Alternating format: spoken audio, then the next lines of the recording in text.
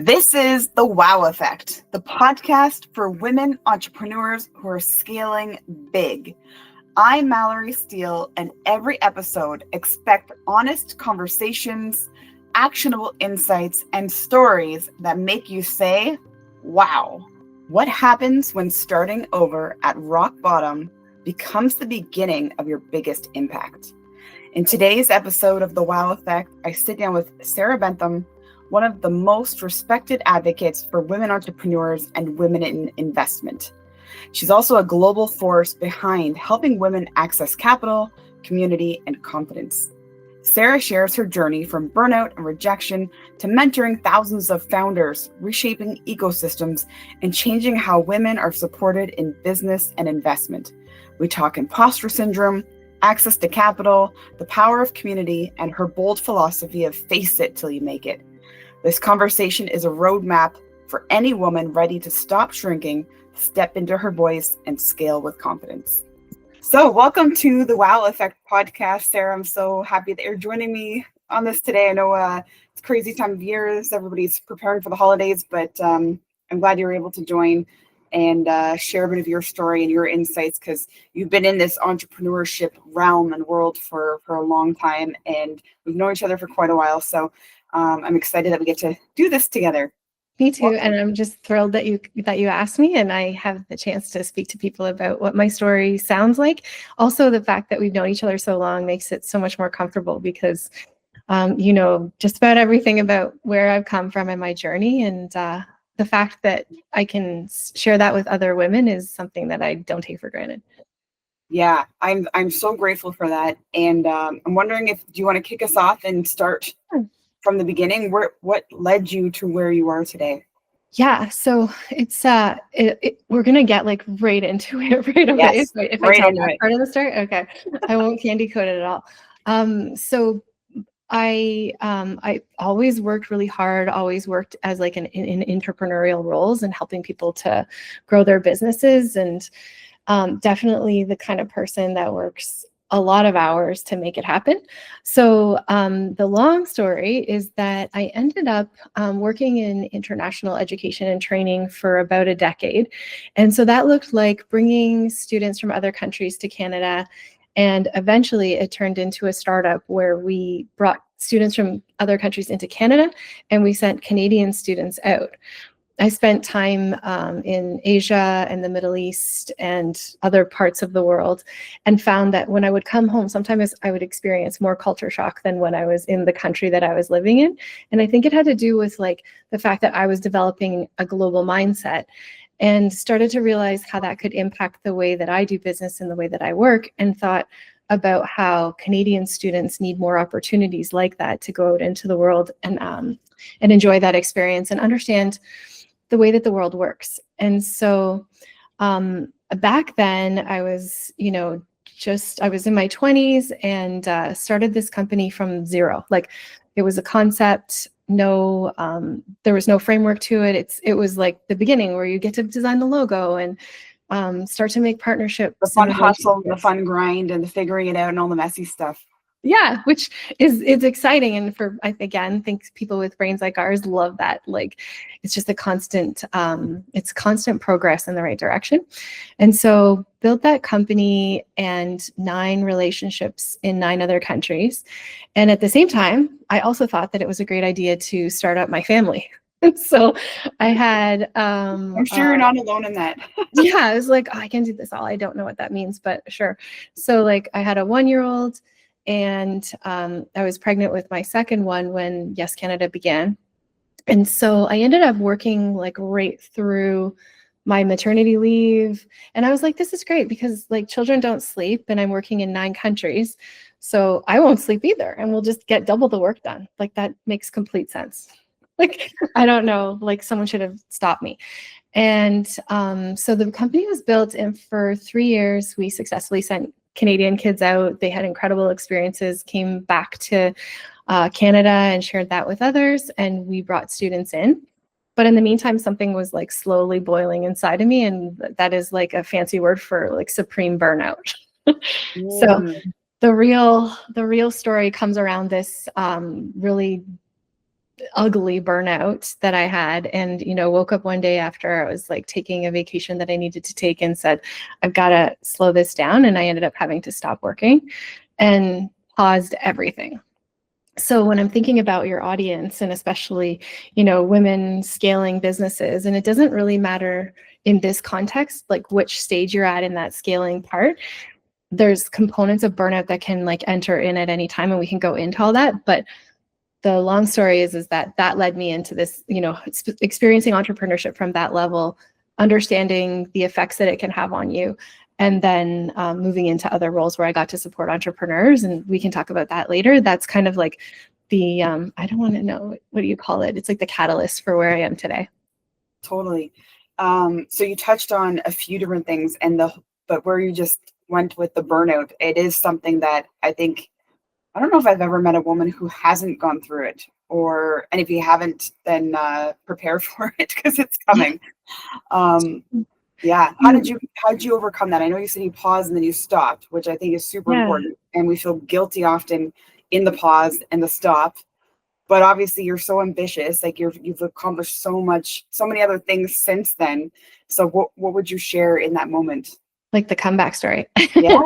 Yeah. I think there's a really interesting component of burnout that once I get another break, I'll spend some time really exploring and researching it. But if there is shame tied to it, back then, no one talked about it because it meant that you like weren't good enough and that you shouldn't be in these roles and you probably can't, take on leadership positions. And I started to understand that more when I did take the time. So I took some time. I took care of the kids. I did those kinds of things. But in the background, of course, like then I would start like micromanaging my family. And then I would start like, putting on big events at our house because it was like I needed something to like wrap my hands around. But the great part is that, there comes a point where you're like, I actually do need to do some real work and have impact on the community. So I started applying for jobs, and like this might come up and it's kind of interesting. I applied for 50 jobs, not one single callback. And it was like, I'm like, oh my gosh, like, okay, now I am really done. Like I have to start. Sarah, this is quite a few years ago, right? Yeah. It was like, yeah, my son is 16 that hung out with me on the road. Yeah. And there's women saying this today where they're applying for so many jobs, not hearing anything back. And they think it's a today thing, but it's not. It's not. And, it's like, can you look at that barrier to entry as an opportunity? And at that time I was like, okay, I guess I'm learning things. So I understood now that the algorithm back then was picking up keywords, and like, it's like, I had to jump into technology instantly and go like, okay, what is actually affecting my chances of progress in this career? And I ended up taking like a entry-level position in an entrepreneurship center. They asked, which was like, for me, it was like, okay, finally I've got something. And they were like, do you have a car? Yes, I have a car. Do you have a house? Yeah. Do you have any entrepreneurial experience? And in my heart, I was like, a little bit. I don't really know. Like, I think we really did. Yes. This whole global mindset. Yeah. Like I'm strong, like I've got it. And like, but I think the whole, and if this is for women that you're thinking about, the whole like hearing 50 no's, and I'm like, wait a minute, I speak other languages. I've built a business. I worked in other countries. It was like, it knocked me down. I was like, okay, I cannot possibly, like, I might have to start at the very, very bottom. And I did that. So the comeback story starts at the very, very bottom again. Yeah. And then I worked in the entrepreneurship center in a post-secondary institution, and was able to work with thousands of entrepreneurs over a 10-year period of time, and get a chance to do some mentorship and then create events and programming that I think sort of sparked where the impact that I hope to have on the community that I live in Canada as a whole. I think that's where those kinds of things began. You used the word impact, and that's the one I had in my mind that I was going to say that I think you made a huge impact in that space.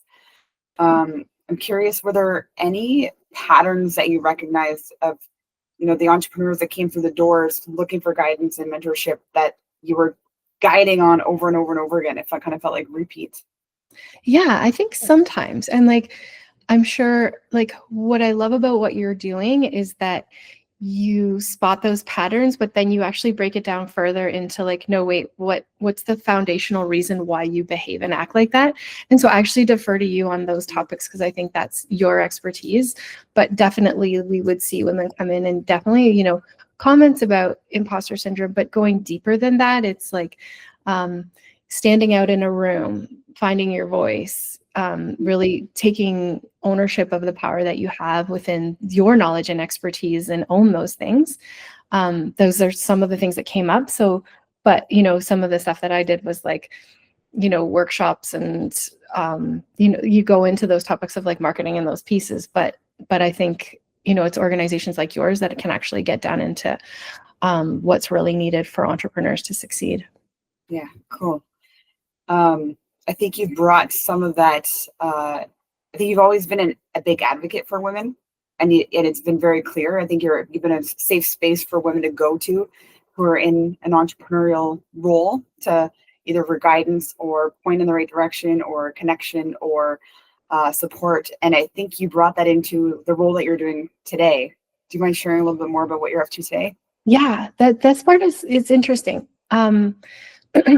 So working with entrepreneurs over that decade, had me angry and frustrated a lot of the time. So I would be frustrated that I didn't see enough diversity in the room. I would be frustrated that I didn't feel, even in networking situations, it's like, I know the right person to, match to this other person to like get the job done, but I wasn't seeing underrepresented people being suggested. It was like this continuous loop of like, these are our friends, this is who we help. And so we created Accelerate Her, and that was speaking to providing supports and understanding the gaps in learning for women those that identify as women that are entrepreneurs. And so with Accelerate Her, it was really around, let's create some visibility, let's make some programming, let's make some stronger connections, and then let's move past that and get back into rooms with everybody else and have a real, truly representative of the world opportunity to network and refer.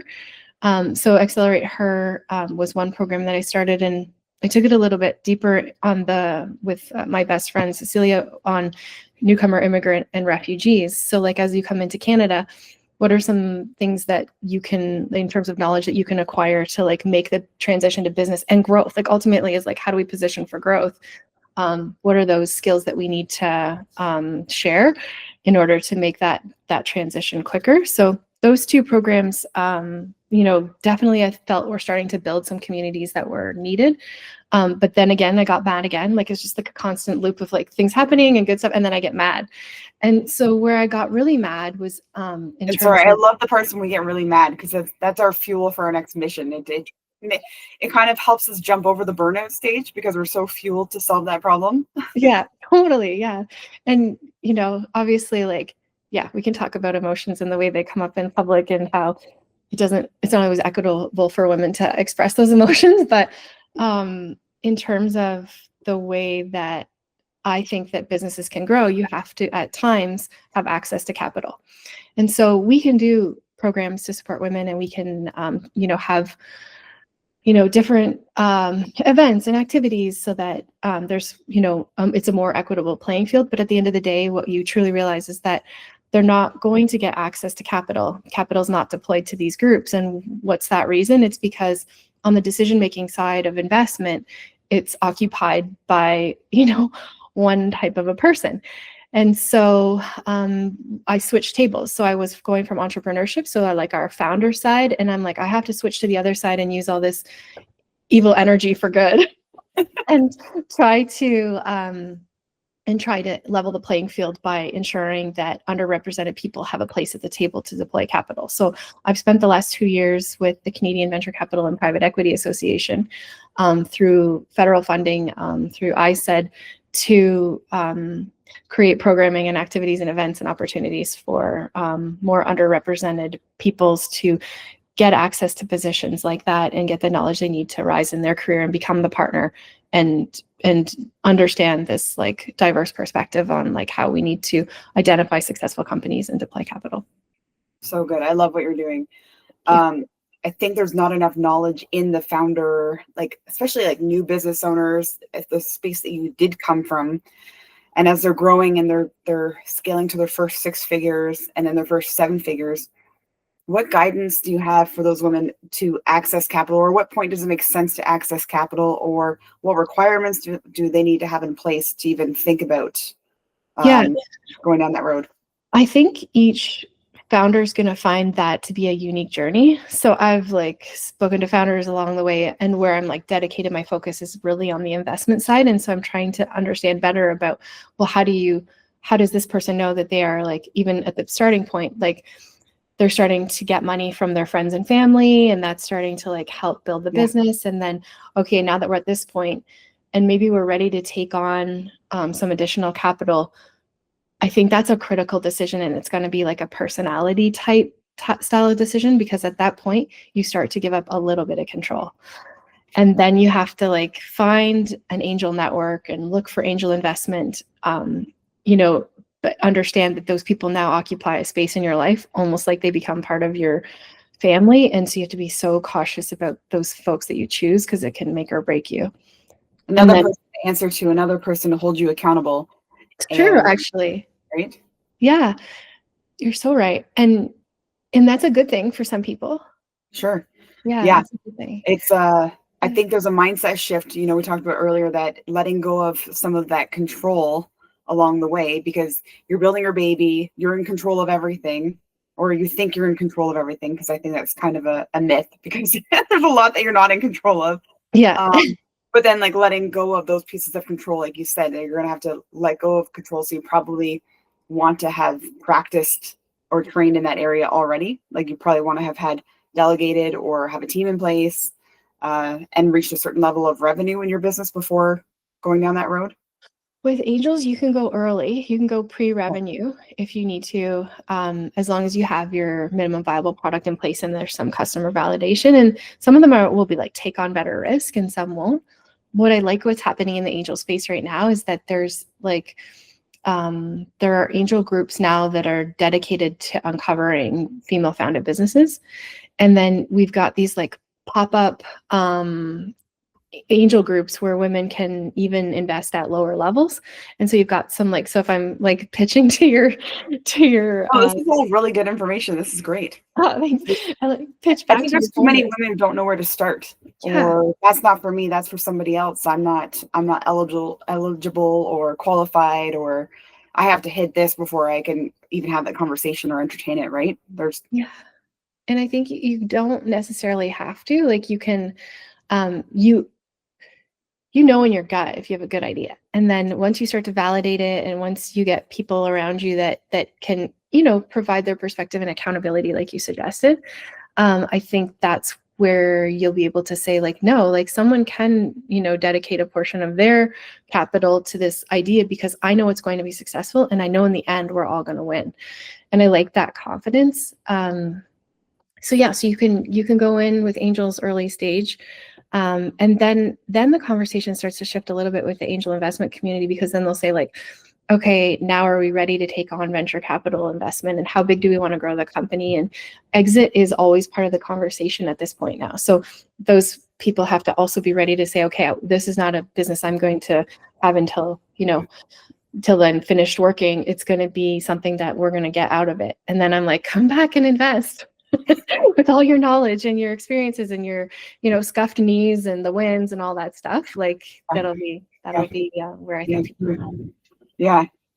So on the investor side, when you say come back and invest, what happens there? Like, is there a certain amount of money that comes to invested? You have to be registered as an investor. I know it's probably a little bit different between Canada and the US.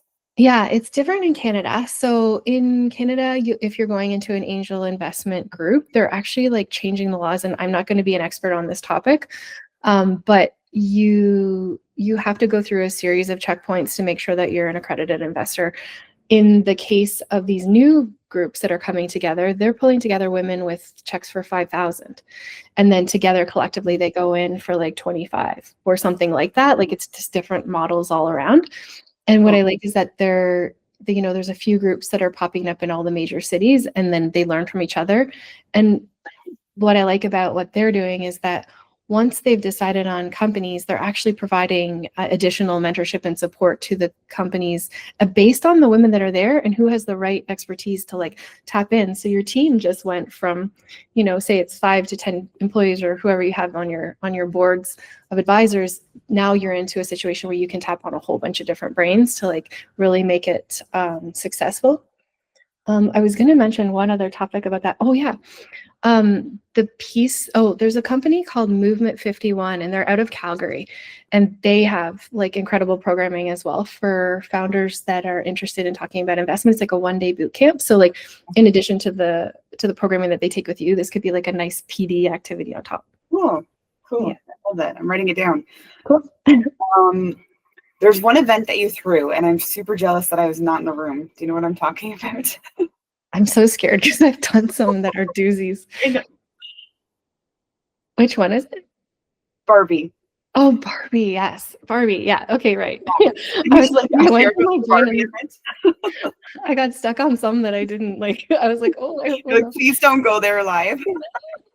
I was like, please stop taping, whatever. Yeah, stop recording. Barbie. Yeah. So, okay. So my first day on the job when I started at CBCA, I actually flew from Toronto to Vancouver to our annual conference where all the investors in Canada come. It's like the homecoming for private capital investment. And like, you know, my knowledge of investment was okay, but it wasn't like to have lots of meaningful conversations, like I would fall short. And so the smartest and brightest are in the room. So I was going in and, you know, they're watching me as a new employee. So they're like, okay, like go ahead and go and network. And I'm like, I got to show up here. Like I'm going to network and all the things I promised I'd do in my interview. And so what I was doing was like go bursts of networking, meeting people, understanding, collecting, like what book can I read to get this understood. And then I started with taking breaks in the bathroom. So I'm like in the bathroom, which I think people do. They like, you know, I'm like scrolling on my phone, trying to calm down, you know, you can do this, like get out there, like the Rocky speech or something. So I end up getting stuck in the bathroom and I end up hugging women. And so I have a sweater that says free hugs. No, that's actually a good conversation piece. Yeah. So if we got stuck in the bathroom together, I'd be giving you a hug. No, I would be like, thank you. I've been looking for you all day. That is actually awesome. Yeah. So like, I decided at that moment, I'm like, okay, when I come back and this is the event that I'm supporting next year, we're not going to hide in the bathroom. Like women are not going to hide in the bathroom for any reason, breastfeeding, you know, calming down, recharging, whatever. We're just going to do that's for other things. So we rented out. And so my colleague, Megan Price, and I decided to rent out the Barbie suite in the hotel that we were offering the conference. And the Barbie suite, it was put on by the Fairmont in Montreal, and it looks like Barbie's house inside. It's like nothing you've ever seen. I think they get rented out for birthday parties and stuff like that. But we took it out for the conference, and inside we had like great food. We had a blowout bar. We had a makeup artist because you come up and you're feeling draggy and you're like, let's just get a blowout, relax. And because I thought if we could do that, we could create a really comfortable space for women to connect and recharge in like you're sitting on couches, you're like, you know, sipping a mimosa or whatever, mocktail. And, you know, you can head back out on the floor. And so the spinoff later, when I like was measuring the impact, because I have to report on that, there was like 4 people got jobs, new deals were made, like different connections happened, like fast friends took place. And they're like, oh yeah, I met her in the Barbie suite and we're friends now. And so I think if you can like create more spaces like that actually promote, you know, community building at a more authentic level, that's where I think we're going to take off. And they haven't been built for us in the past. So like, where's our opportunity to create those spaces in the future? So I have an event coming up actually in May. And my theory is that, and because we're online, I can share it with you. I was like, my theory during our lockdown was that I was creating more trusting relationships because people were in my living room with me because I'm on my camera. You could see my mess and the kids and the pets and the things, and they're in their rooms. And I'm like, you know, you just naturally start to trust each other because of this comfort level. You've invited them into your like most sacred spaces. So the event that I'm throwing in May, there's a conference and it's businessy and the cards and all the like whatever that is that I hide from in the bathroom. I got a space rented out, and I've actually imported living rooms. So I've got 4 living rooms in this space. They're comfy, fireplaces. I've got like a charcuterie truck that will drive through, and like massage table and like those kinds of things. But I'm like, let's make this space the calm. Let's have candles. Let's have like low lighting, not the fluorescent, like nasty on my face, like blowout bars and touch up things. And like, let's try to make a space where people can make really strong Place where connections. people actually want to be and spend time in. Yeah. Yeah. Yeah. Yeah. 100%. I Yeah. talk a lot about friend raising. Like instead of trying to do sales and trying to push something down someone's throat, like just make friends and you're a master at it. Just setting up the spaces where friends can connect with each other. I love that fundraising. That is good. Yeah. I heard something recently too that it's, some people are acquiring clients, and then there's client retention, which means then you have a base of clients. You're meeting with multiple investors on one side, multiple founders on the other side. But then when you have a membership or like the rooms you're describing, it's like your job is to be the best host. Your job is to throw the best party. And if you throw the best party and you're the best host, it means you can also sneak off to bed. Yeah, exactly. You set up a space for people to be able to connect with each other. That's the role that you play. So Yeah, I think that's true. I love hosting. So give you there this. you go. Exactly. You start your own membership. Yeah, if I could cook too, like this would be it'd be the greatest. Oh no, that's what Nalini's for. Yeah. Oh, Nalini. Yeah. So you touched a little bit earlier too about the global mindset. You traveled. I know I'm taking us back a little bit, but you've traveled everywhere, and I'm kind of envious. But I'm trying to catch up to all the places. You're doing a good job catching up. But you share so many great tips. So there two directions I want to go in. Is one, the global mindset and how that it has expanded your perspective and how you bring that back into being local. And at the same time, all of that traveling and juggling everything and a routine and life at the same time. Yeah, no, those are two good questions. And definitely start with one and I can refresh us. Yeah. So in terms of the global mindset, the question is around bringing perspectives back and applying it here. Yeah. I think that's something I'm doing all the time. And so I would say, like, when I was working on the entrepreneurship side, that was within a smaller communities, like a geographic imprint that quite small. Now I'm working nationally, so coast to coast to coast in Canada. And what I'm enjoying is, like, I felt really in tune with the ecosystem that we were in together in a local setting. But I'm finding that ecosystems all across our country are like very similar, and I can actually find the personality types of certain people. I'm like, oh, that's that person. They're like the builder, and that's that person. They're like the connector. Like, you can kind of pick out who they are. And so being able to like integrate into those ecosystems has been a lot easier because I kind of know how to navigate all of the personalities and how it works. And when I'm thinking about the global setting now, I'm actually like, I honestly truly believe that everyone's shifting to having a more global mindset if we want to make Canada as strong as we can. And so on that topic, if like on the Canadian side, and I think this goes for like most people on the Canadian side, what I'm looking at is like every decision in a micro way. How does this benefit my country? How does this benefit Canada? And I think as a Canadian, I didn't have that before. So I think that sort of thing is coming out. And then, yeah, being able to understand the way that different business cultures work has been really useful because, we're seeing those relationships becoming more important as we go. So like understanding cultural practices and like respecting those like in business settings is something that I think we can all gain more understanding of. Yeah, really good. And then on the juggling side. Yeah, on the juggling side, yeah. So I'm still like not good. No, I'm not good at it. Figuring it out. Yeah, and Alex, like, so last week I was in Quebec for 4 days, and things are happening at home, and I had ordered the HelloFresh boxes. Like, things should be okay back here, and the truth is that life comes up, and so you're working 12 to 15-hour days sometimes. And then to be able to come back and recharge, I think that's the key, is to look at yourself in the mirror and be like, hey, you need to stop and slow down and like recharge, or this is going to lead you down that same cyclical path that you go on where you like put all your energy into something and then you crash. So I think understanding yourself a little better takes time and maybe like help from professionals. I love it. Yeah, you're doing a lot, and I'm glad you're taking the time to recharge and not burn out. Yeah, I'm trying. Like, yeah, I'm on day 4 of it. So if I had, yeah, I'm heading back on the road tomorrow. So Okay. yeah. Where do you head to next, or what's exciting? What are you looking forward to? Yeah, I'm excited because in the new year early, we'll start at the far, far west coast and head all the way to like as far as you can get on the east coast. And I like to be able to like look at each city like in such a quick progression where I can like, you then you start to understand like what are some problems that our country is facing, and you can look at them immediately within about a 6-week time period and get your eyes on it. So I think that that's something I'm really excited about, so that I can truly understand where you sit, and then also like what it's going to take to make sure that things are moving in the right direction. Yeah.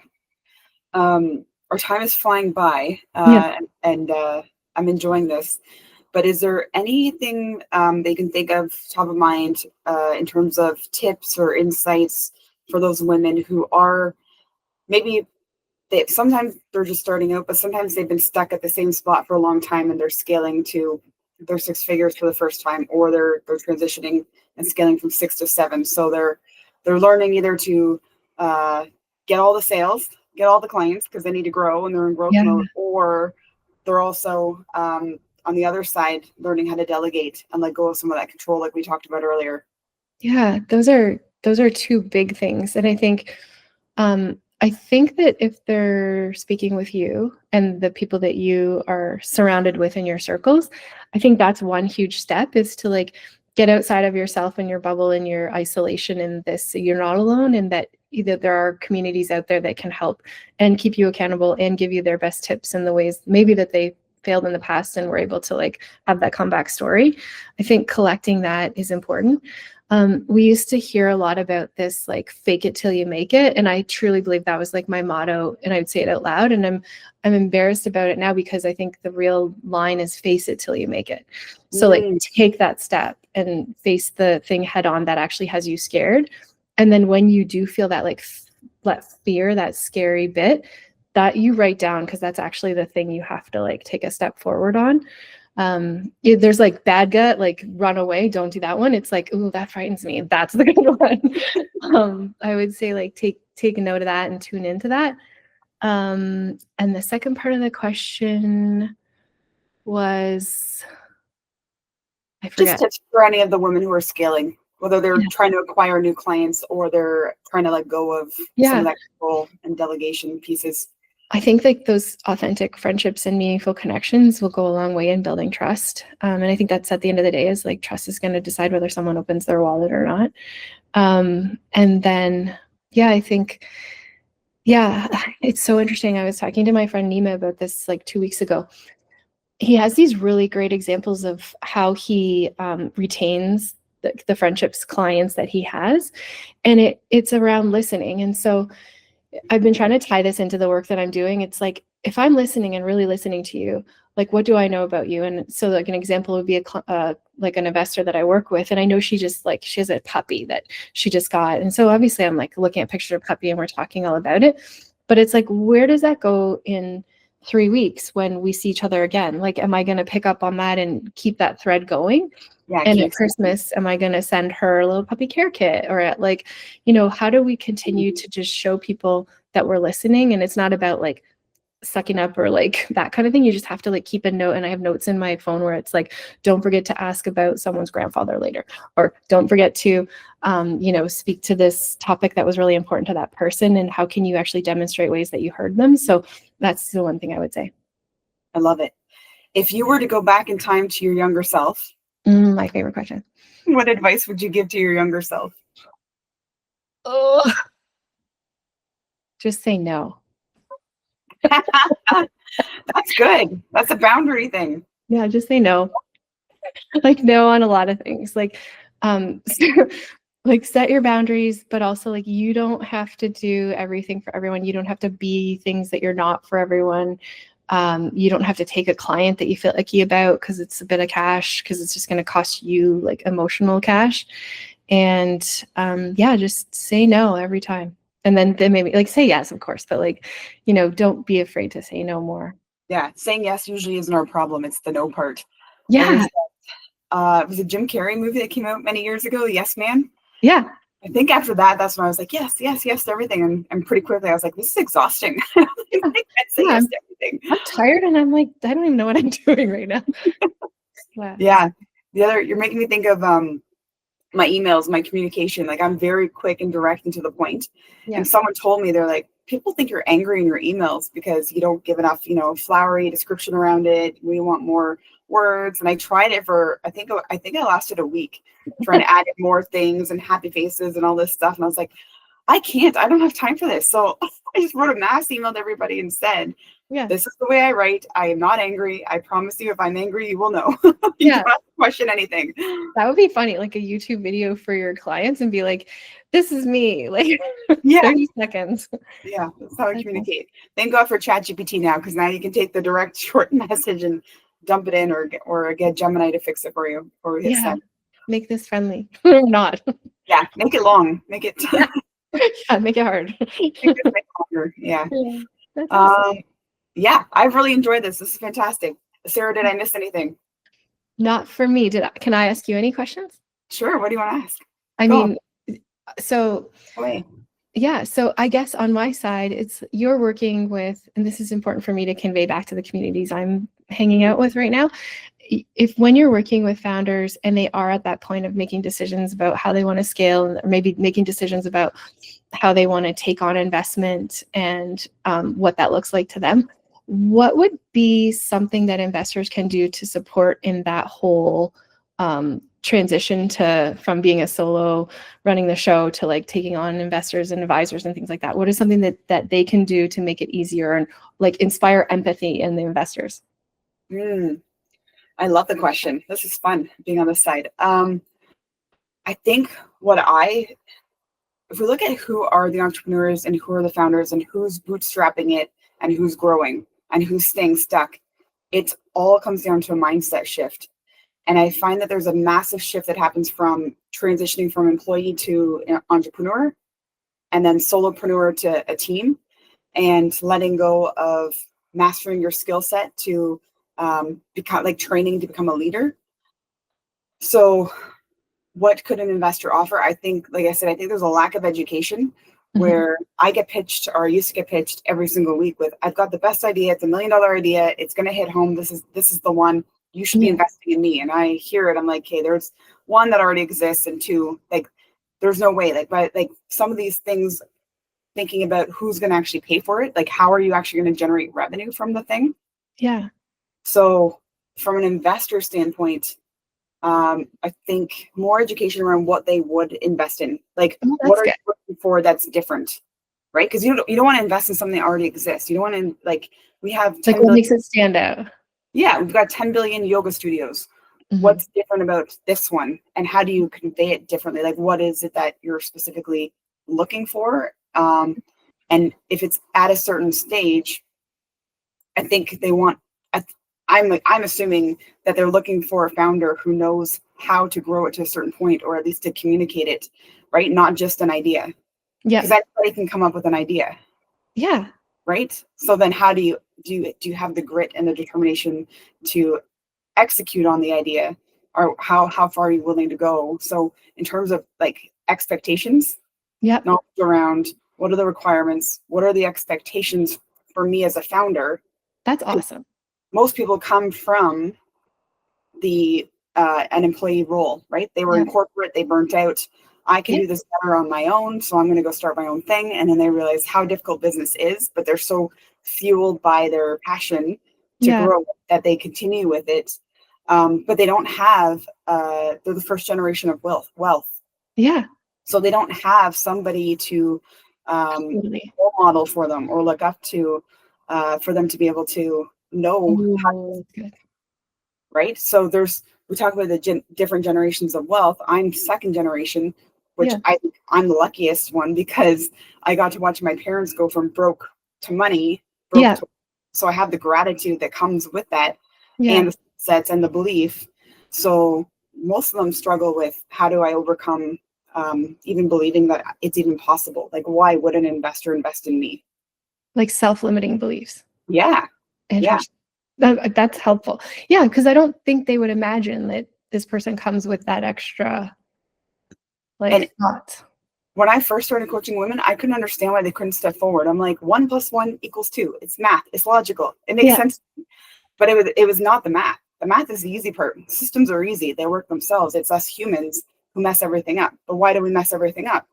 Because we have emotions and beliefs and perspectives from our childhood, Yeah. right? What experiences do we come to the table with? Because I was raised that you can do anything you want. So That's no one awesome. ever told me I couldn't. So the people who are stuck, who don't believe in themselves and aren't sure, I'm like, why wouldn't you believe? Yeah, like from your perspective, you're like obviously you can do whatever you want. Yeah, absolutely can. Why wouldn't you? So it's been a learning curve for me to understand that part of it, which I find fascinating, because once you can get to the belief point, all like where your brain can go for 24 hours a day in terms of strategy and problem solving and excitement and impact, and like versus our 24 or 23 hours of I'm good enough, like going through the affirmations to get to the point to take that step. Yeah. I think that's huge. I think how many of the most, promising businesses are out there stuck behind somebody that has a self-limiting belief, and how many investors are missing out on that just because they can't see through that to that one piece of knowledge. I think that's huge. Yeah. And I actually, like, the pattern shows I would rather work with somebody who has imposter syndrome. Like, I Yeah. actually don't think it's a bad thing. It's better than being arrogant, because the single sign of arrogant is actually the first sign of rock bottom. Yeah. It's the first sign. It's arrogance and then greed. And there's actually a 5 steps towards rock bottom. But arrogance is the first sign. And you can catch it there. Yeah. Once you get past there, it's inevitable. You have to hit rock bottom before you can come up on the other side.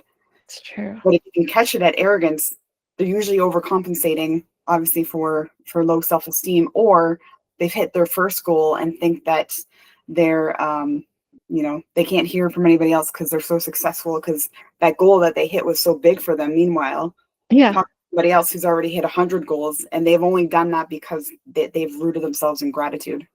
Ooh, that's good. Yeah. Did I answer the question? I feel like I went on a tangent. Oh, you did. And you sparked my brain into a million different ways. I was like, and this and that, yeah, that was a really good answer. Thank you. Yeah. Good.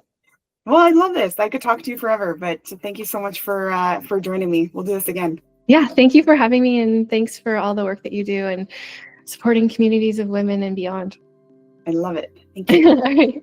If you enjoyed today's conversation, make sure to follow the show so you don't miss an episode. Subscribe to our YouTube channel, and you're going to love what we have coming up. If you found value in what you heard, share it with a friend who might need it too. Until next time, keep building your dream life and your dream business.